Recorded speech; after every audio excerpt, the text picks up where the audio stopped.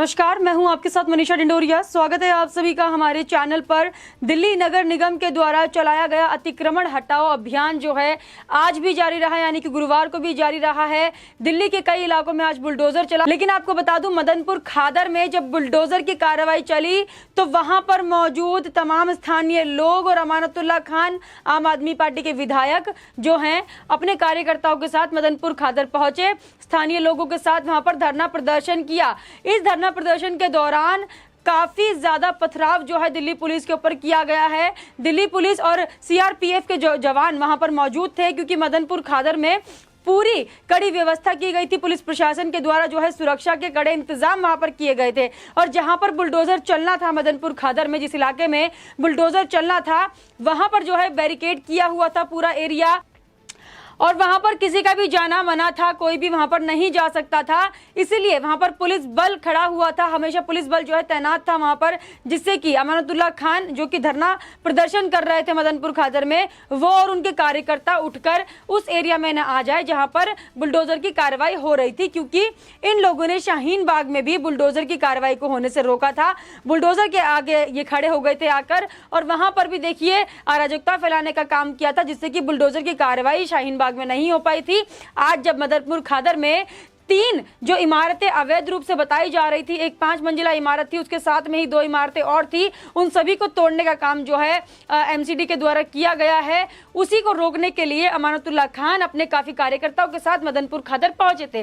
अमानतुल्लाह खान को रोकने के लिए ही पुलिस बल वहां पर मौजूद था, सीआरपीएफ के जवान थे। अब आपको बता दूं सुबह से ही अमानतुल्लाह खान वहां स्थानीय लोगों के साथ और अपने कार्यकर्ताओं के साथ जो है मौजूद थे, वहां पर बैठकर धरना प्रदर्शन कर रहे थे। अमानतुल्लाह खान के साथ हमने बातचीत भी की। उन्होंने बातचीत में हमें बताया कि एमसीडी के द्वारा जो भी बुलडोजर की कार्रवाई की जा रही है, इतने सालों से अतिक्रमण क्यों नहीं दिखा और अभी क्यों अतिक्रमण दिख रहा है, ये सब बीजेपी की प्लानिंग है। और बीजेपी जो है देश में दंगे फसाद करने का काम कर रही है, बीजेपी हिंदू मुस्लिम करने का काम कर रही है। और एमसीडी वाले जो हैं इनसे लगातार पैसे लेते रहे हैं। जिस जमीन पर वहां मदनपुर खादर और तमाम एरियाओं में जो लोग मकान बनाकर रह रहे हैं, अमानतुल्लाह खान का आरोप है एमसीडी पर कि एमसीडी के लोग पैसा खाकर वहां पर उन्हें रहने दे रहे थे।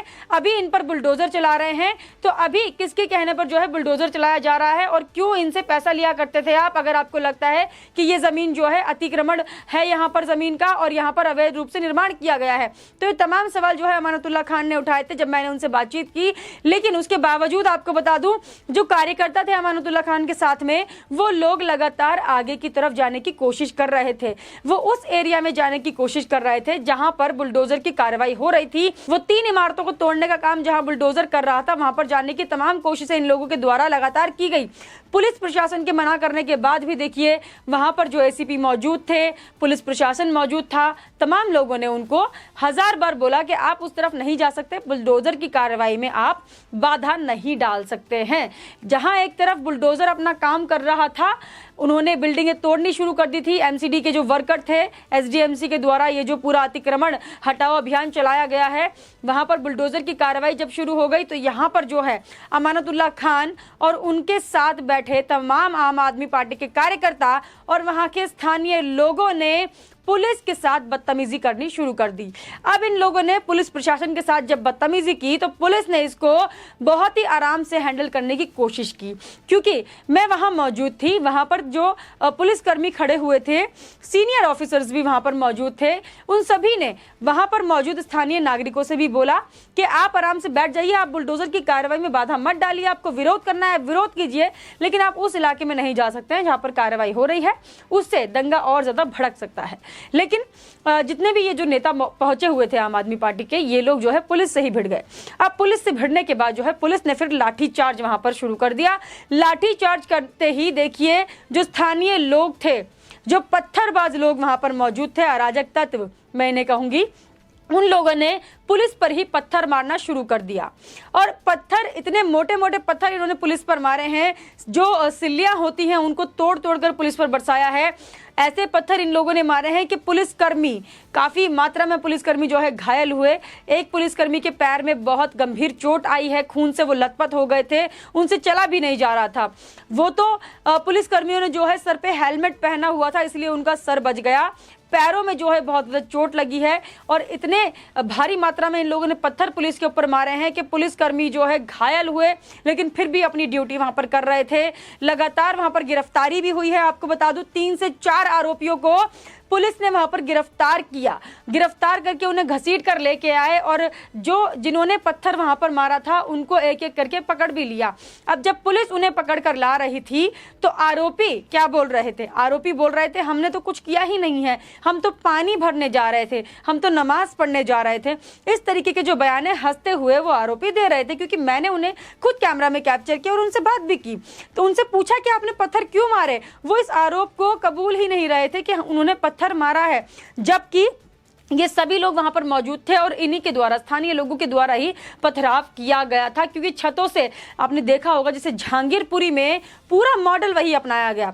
जहांगीरपुरी में जिस तरीके से छतों से पत्थर पुलिस पर बरसाए गए थे और मीडिया पर बरसाए गए थे, उसी तरीके से सेम कंटेंट, सेम मॉडल उन्होंने अपनाया। सेम तरीके से छतों से पत्थर बरसाए गए, सामने से पत्थर बरसाए गए पुलिस प्रशासन पर।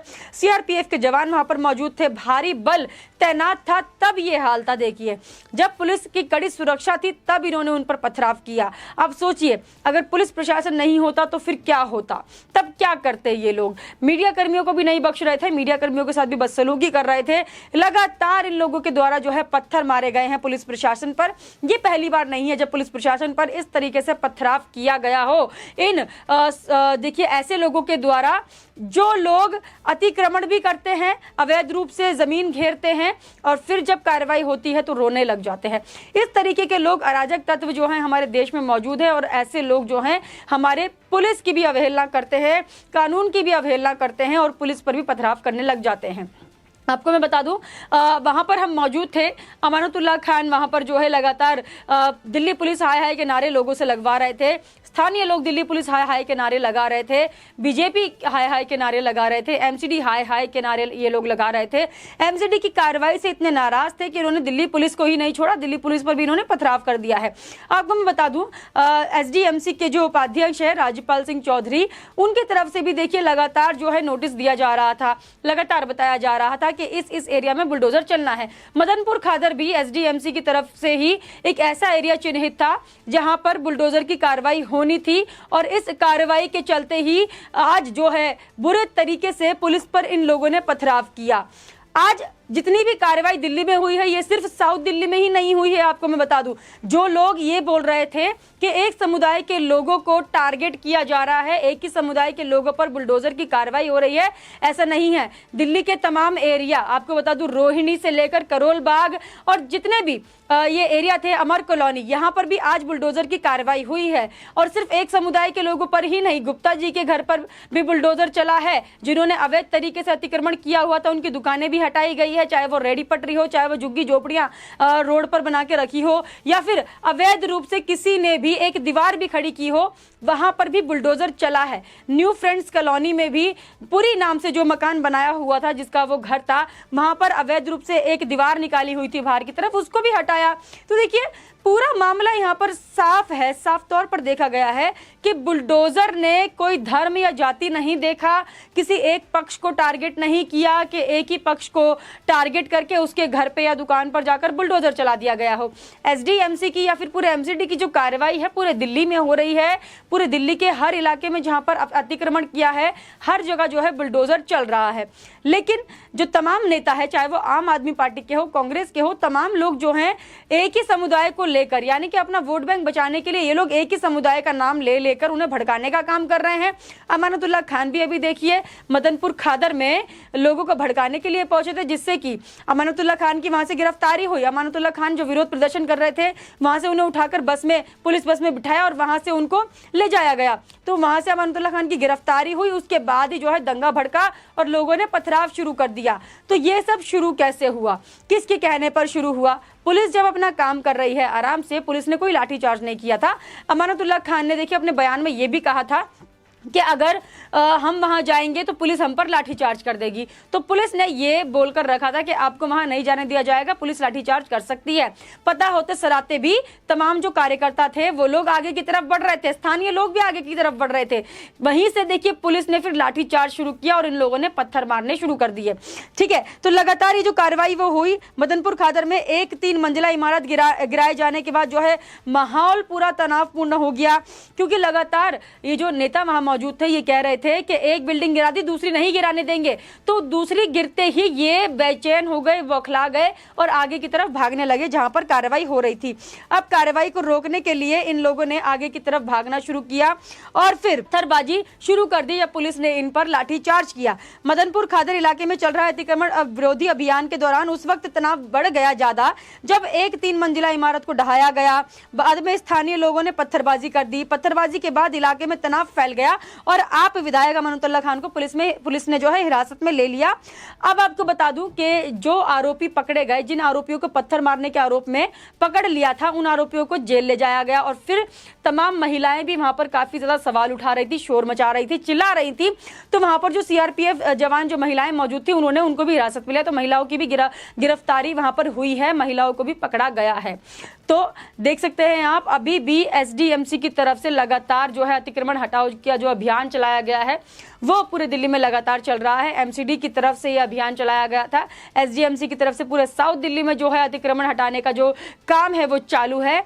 अब ये बताया जा रहा है 13 मई तक चलेगा। अब आगे क्या तारीखें बढ़ती है, क्या आगे और भी ऐसे ही कार्रवाई होती रहेगी, क्योंकि जो चेयरपर्सन है उन्होंने 4 मई से 13 मई तक जो है साउथ दिल्ली में अतिक्रमण हटाने के लिए जो एक लिस्ट जारी की थी उसमें सारी डेट्स लिखी हुई थी और जगह का नाम था कि कहां कहां पर से अतिक्रमण हटाने के लिए बुलडोजर जो है चलाया जाएगा। अब ऐसे ही एमसीडी की तरफ से पूरे दिल्ली में जो है कार्रवाई चल रही है और लगातार हम आपको ग्राउंड से भी दिखाएंगे और साथ ही आपको बताते रहेंगे कि किस तरीके से अतिक्रमण हटाने पर लोग बौखला रहे हैं और जो ये नेता हैं अमानुतुल्लाह खान और उनके कार्यकर्ता, ये लोग जाकर उन्हें भड़काने का काम कर रहे हैं, पुलिस पर पथराव भी करवा रहे हैं और फिर जब कार्रवाई होती है तो फिर बोलते हैं कि गरीबों को क्यों परेशान किया जा रहा है। वहाँ पर तमाम लोगों से मैंने बातचीत भी की तो तमाम लोगों ने यही कहा कि बिल्डर्स ने हमें जो है ज़मीनें बेची हैं और ये कह के बेची है उन्हें बिल्डिंग जो ज़मीनें हैं कि ये पक्की हो जाएगी। अब पावर ऑफ अटर्नी के बेसिस पर उन्हें जो है ज़मीनें बेच दी गई, रजिस्ट्री किसी के पास नहीं है, तो उसी के बेसिस पर कार्रवाई हो रही है कि किसने यहाँ बिना रजिस्ट्री के मकान लिया हुआ है। लेकिन गरीब जिन्होंने लेकर वहाँ पर पैसा देकर जो ज़मीन खरीदी है, जिन्होंने मकान भी बना लिया है पक्का, उनके ऊपर भी देखिए गाज गिरी है। एक तरीके से दुख का माहौल उनके लिए भी है। लेकिन पुलिस पर पथराव करना कितना सही है? पुलिस पर हमेशा पथराव किया जाता है, जब भी पुलिस कोई कार्रवाई करती है तो उस पर पथराव किया जाता है। ये कितना सही है आपकी नज़र में? हमें कमेंट करके जरूर बताइएगा। हमारे साथ ऐसे ही बने रहिए। धन्यवाद।